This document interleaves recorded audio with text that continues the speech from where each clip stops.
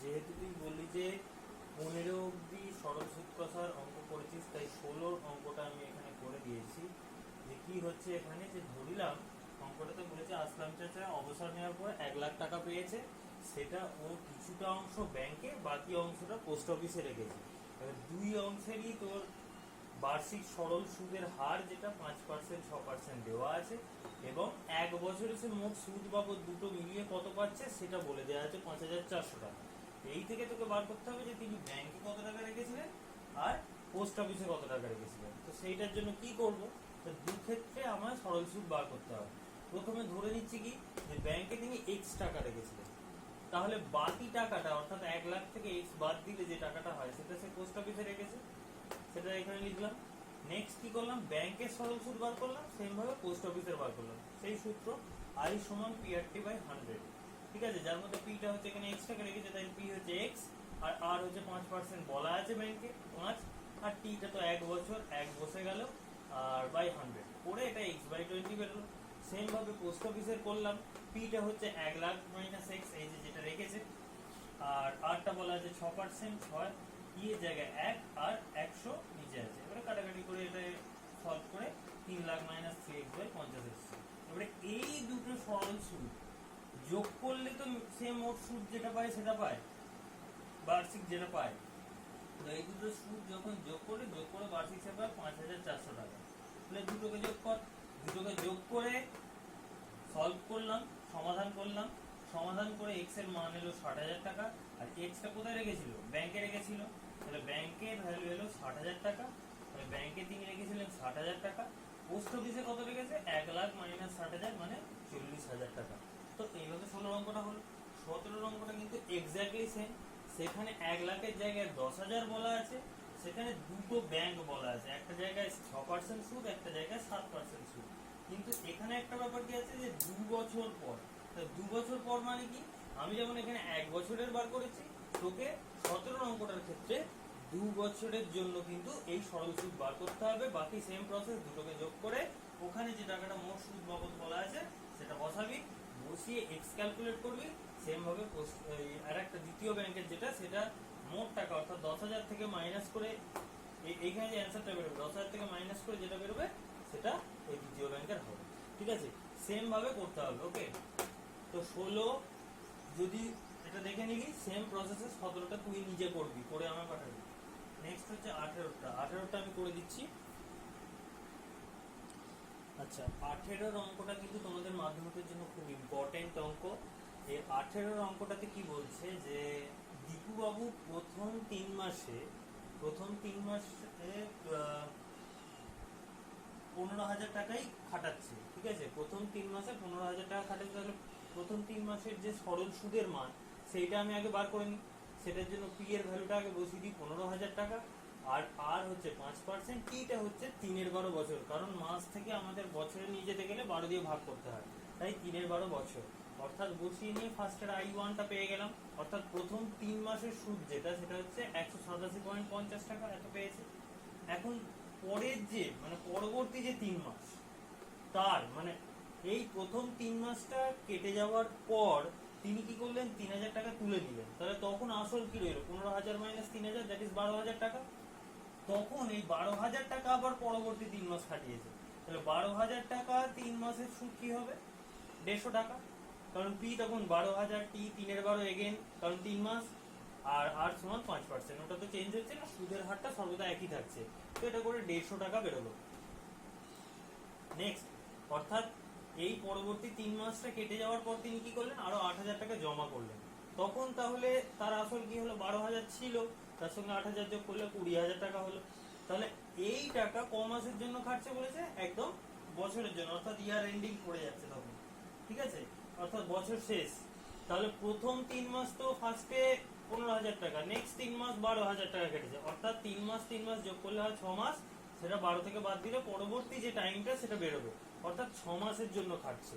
ঠিক আছে, 12 minus 3 plus 3, তাহলে 6 মাসের জন্য খাটছে। তাহলে বাকি 6 মাসের সুদ কত, আই সমান PTR/100। এখানে পি এর জায়গাটায় কি বসবে, পি এর জায়গা হচ্ছে যে আসলটা হয়েছে অর্থাৎ 20,000 টাকা, সেটা। টিটা হচ্ছে 6/12 বছর, কারণ 6 মাস বলেছি, 6/12 বছর, আর আরটা হচ্ছে 5%। এটা করে কাটাকাটি করে কত এলো সুদটা, সরল সুদটা 500 টাকা।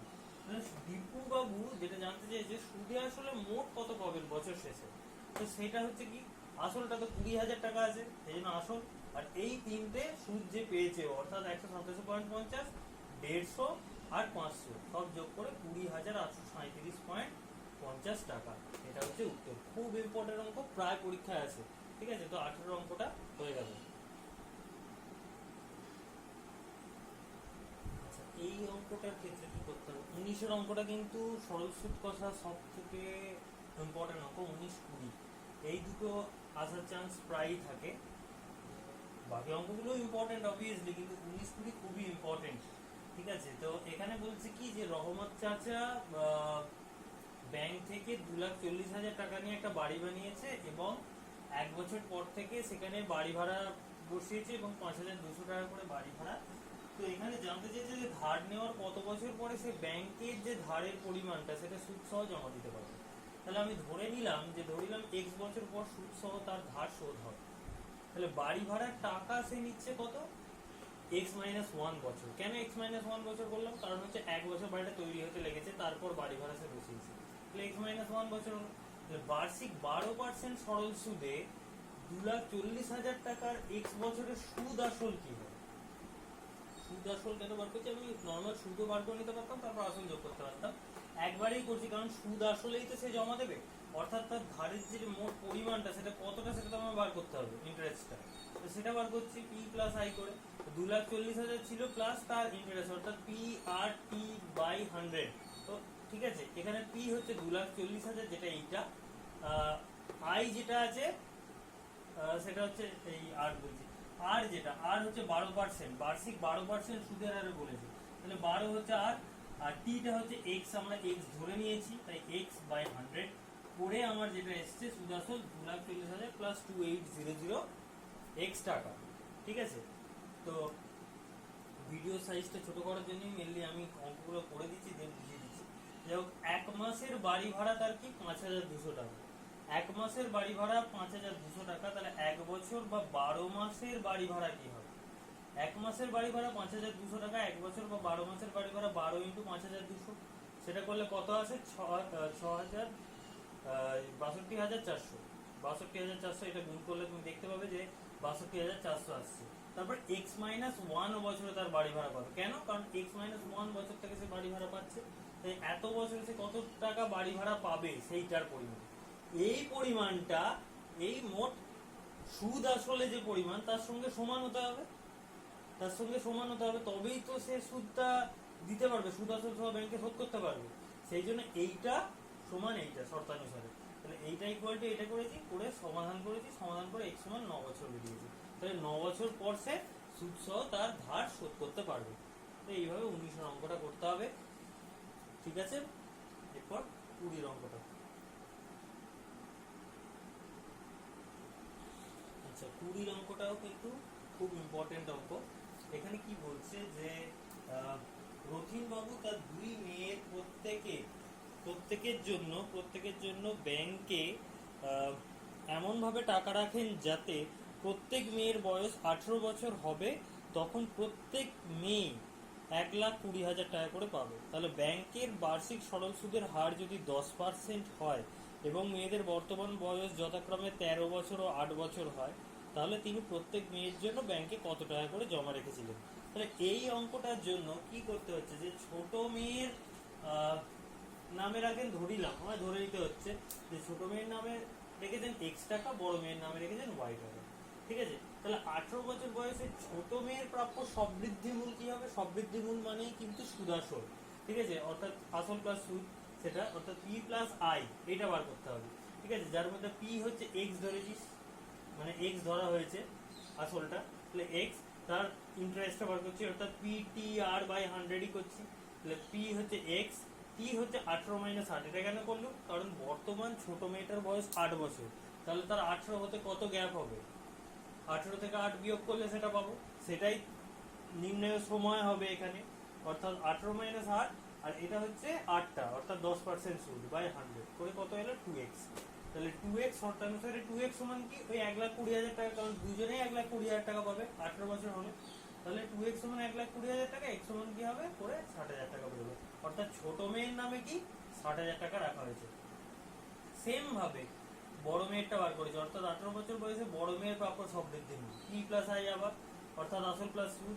এখানে পিটা y, ইন্টারেস্টের জায়গায় PTR বাই 100, p এর জায়গায় হচ্ছে y আছে, t এর জায়গায় কি আছে 18 মাইনাস 13, কারণ বর্তমান বড় মেয়েটার বয়স হচ্ছে 13 বছর, তাই 18 মাইনাস 13, আর এটা হচ্ছে 10% বাই 100, কাটাকাটি করে সলভ করে কি এলো 3y বাই 2। ঠিক আছে, এইটা হচ্ছে সুদ আসল। তো এইটা সমান আবার 1,20,000 টাকা শর্তানুসারে, আর সেটাকে কাজে লাগিয়ে ওয়াইটা বার করলাম, কত এলো 80,000 টাকা। অর্থাৎ ছোট মেয়ের নামে রেখেছিল 60,000 টাকা, বড় মেয়ের নামে রেখেছিল 80,000 টাকা। ঠিক আছে, তো এই হয়ে গেল বড় অঙ্কগুলো সব।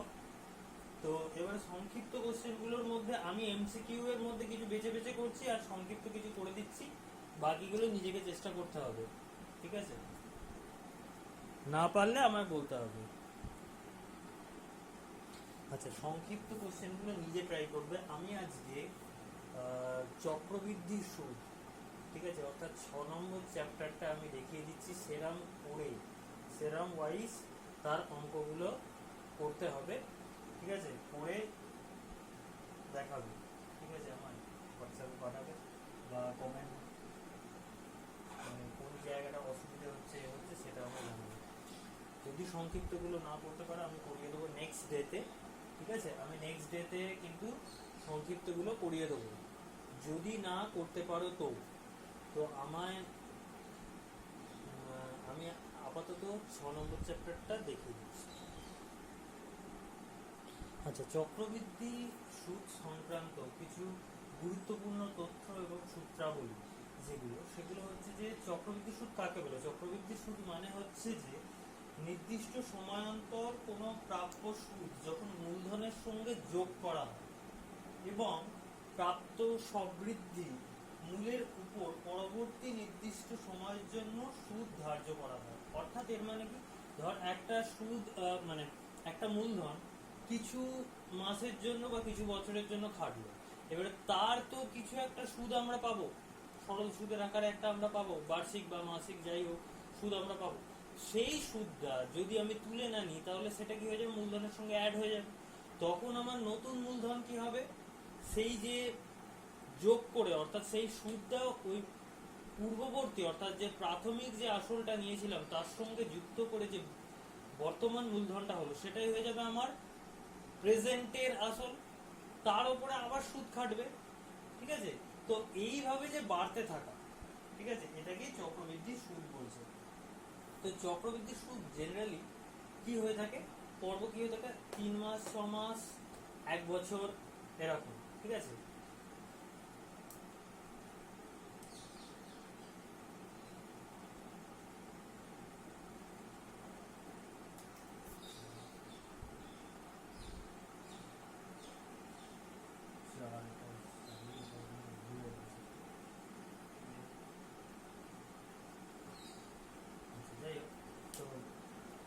যদি 3 বারের পর্ব হয় তখন এর ক্ষেত্রে কিন্তু একই জিনিসই হবে। যাই হোক, তো 3 মাস 6 মাস ও 1 বছর হয়ে থাকে তখন আসল সমান p টাকা, বার্ষিক যদি শতকরা সুদের হার r% ধরি এবং সময় যদি n বছর ধরি, তাহলে সমূল চক্রবৃদ্ধি a সমান কি হবে p into 1 plus r/100 whole to the power n।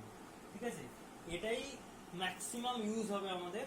খুবই ইম্পর্টেন্ট সূত্র, এটা মাথায় রাখতে হবে যে p যেখানে হচ্ছে কি আসল, বার্ষিক শতকরা সুদের হার যদি r% হয়, সময় n বছর হলে তখন সমূল চক্রবৃদ্ধি a সমান p into 1 plus r/100 whole to the power n। তো চক্রবৃদ্ধি সুদটা কি হবে, আমরা জানি কি সমূল চক্রবৃদ্ধি মানে সুদ আসল, অর্থাৎ সুদের সঙ্গে আসল যুক্ত হয়ে যেটা হয়। তাহলে এই সুদ আসল থেকে যদি আমি p অর্থাৎ আসল যদি বাদ দিয়ে দিই তাহলেই আমি এটা পেয়ে যাব।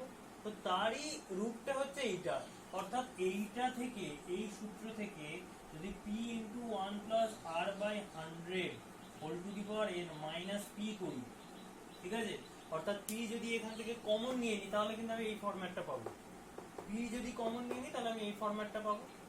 তো এটা হলো চক্রবৃদ্ধি সুদ। ঠিক আছে, এখন যদি সুদের পর্ব 2 হয়, অর্থাৎ 6 মাস অন্তর দেওয়া হচ্ছে, তাহলে দুবার দিতে হচ্ছে বছরে আমার, তখন চক্রবৃদ্ধি সুদ কি হবে, p ইন্টু 1 প্লাস r/2 ঠিক আছে, r/2 হবে, অর্থাৎ যতবার পড়বো মানে যতবার আমি দেব সেইটা এর সঙ্গে, অর্থাৎ বার্ষিক শতকরা সুদের হারের থেকে সেটাকে ভাগ করতে হবে r/2, আর ইন্টু 2 × n। 2টা কি মানে হচ্ছে সুদের পর্ব ইন্টু যত বছরের জন্য সেটা সে খাটবে। ঠিক আছে, 2 × n -1, যেহেতু চক্রবৃদ্ধি সুদ অর্থাৎ -1, অর্থাৎ পিটা কমন থাকছে বোধ ক্ষেত্রে। তো সেম ভাবে সুদের পর্ব যদি 4 হয় অর্থাৎ 3 মাস অন্তর হলে তখন কি হয়ে যাবে, চক্রবৃদ্ধি সুদ p = 1 + r/4/100 whole to the power 4n - 1 এত টাকা। ঠিক আছে, সেম ভাবে এটা যদি 3 হতো তাহলে এটা 4 মাস অন্তর হতো, তাহলে এটা r/3ই হতো, আর এটা 3n হতো। সবসময় মাথায় রাখতে হবে সুদের পর্ব যা হবে মানে যতবার আমায় দিতে হবে সেটা r দিয়ে ভাগ করতে হবে, আর এখানে যত বছর থাকবে তার সঙ্গে গুণ করতে হবে। সেইভাবে আমি এইগুলো চক্রবৃদ্ধি সুদ পাবো। তো আবার যদি এইরকম হয়, অর্থাৎ যদি প্রথম, দ্বিতীয়, তৃতীয় বছরের সুদের হার যথাক্রমে r1%, r2% ও r3% হয়, তাহলে সমূল চক্রবৃদ্ধি কি হবে? যদি এইরকম তিনটে যদি হয়, প্রথম, দ্বিতীয় এবং তৃতীয় বছরের সুদের হার r1, r2, r3, তাহলে সমূল চক্রবৃদ্ধি হচ্ছে p × 1 + r1/100 whole to the পাওয়ার 1, কিছু নেই যেহেতু বার্ষিক 1 বছর করে খাটছে এগুলো, সেই জন্য 1। ঠিক আছে, 1 + r2/100, 1 + r3/100, তিনটের গুণ হবে। ঠিক আছে, এইটা বার করলে বেরোবে। তো এই হলো এই চক্রবৃদ্ধি সুদ চ্যাপ্টারের মোস্ট ইম্পর্টেন্ট সূত্রাবলীগুলো। এই দিয়ে সমস্ত অঙ্কগুলো হবে, তো এগুলো মাথায় রাখতে হবে। আচ্ছা, এই অঙ্কটার ক্ষেত্রে কি হচ্ছে, ফার্স্টের অঙ্কটা যেটা বলেছে যে আমার কাছে 5000 টাকা আছে, আমি ওই টাকা একটি ব্যাংকে 8.5% সুদের হারে, চক্রবৃদ্ধি সুদের হারে জমা রাখলাম, তাহলে 2 বছর শেষে সুদে আসলে আমি কত টাকা পাবো। ঠিক আছে, তাহলে এখানে সমূল চক্রবৃদ্ধি অর্থাৎ সুদে আসলে সুদ, ফর্মুলাটা কি p × 1 + r/100 whole to the power n। 2 বছরের শেষে কত পাবে, পিটা 5000, এটা বলা আছে 5000 টাকা আমার কাছে ছিল, সেটাই আসল আমার। আর আটটা অর্থাৎ বার্ষিক সরল সুদের হারটা 8.5% বলা আছে, ওটাই আছে। এনটা অর্থাৎ বছরটা বলছে 2 বছরের শেষে অর্থাৎ 2। ঠিক আছে, এইটা করেছি, ক্যালকুলেশন করে কত বেরিয়েছে, 5886.125 টাকা। সেম ভাবে 2 এর অঙ্কটা করতে হবে। 2 এর অঙ্কটার ক্ষেত্রে এখানে কি আছে যে 3 বছরের বলেছে, অর্থাৎ n এর জায়গাটা 2 এর জায়গায় 3 হবে। সেম ভাবে নিজে করতে হবে। আচ্ছা, এই অঙ্কটা কিরকম বলেছে, 3 এর অঙ্কটা যেটা হচ্ছে গৌতম বাবু 2000 টাকা বার্ষিক 6% সুদের হারে 2 বছরের জন্য ধার নিয়েছেন। এবারে 2 বছর পর তিনি কত টাকা চক্রবৃদ্ধি সুদ দেবেন, অর্থাৎ চক্রবৃদ্ধি সুদ বার করতে বলেছে 2 বছরে। চক্রবৃদ্ধি সুদের সূত্রটা কি, p × 1 + r/100 whole to the power n - 1। ঠিক আছে, তাহলে যেখানে পিটা হচ্ছে 2000 টাকা, 2000 টাকা ধার নিয়েছিলেন তিনি, কত পার্সেন্ট সুদ বলেছে, 6% সুদ। ঠিক আছে, তো 6%, 6 বসিয়েছি। এন এর জায়গাটা কি হচ্ছে, যেহেতু বছরটা হচ্ছে 2 বছর তাই 2, তো এটা ক্যালকুলেট করলাম, ক্যালকুলেট করে কত হলো 247.20 টাকা। অতএব নিম্নে 2 বছরে তাকে চক্রবৃদ্ধি সুদ দিতে হবে কত, 247.20 টাকা। ঠিক আছে, সেম ভাবে 4 এর অঙ্কটা হবে। 4 এর অঙ্কটা 3 বছরের জন্য বার করতে হবে। ঠিক আছে, এইভাবে এবারে 6 এর অঙ্কটা, 7 এর অঙ্কটা একটু করার চেষ্টা করবে। ঠিক আছে, নিজে থেকে একটু করার চেষ্টা করবে, তারপর কতটা কি পারলে না পারলে, যেটা পারলে না সেইটা নিয়ে আমি আবার নেক্সট ডেতে আবার করব। ঠিক আছে, ওকে, আজকে এই পর্যন্তই।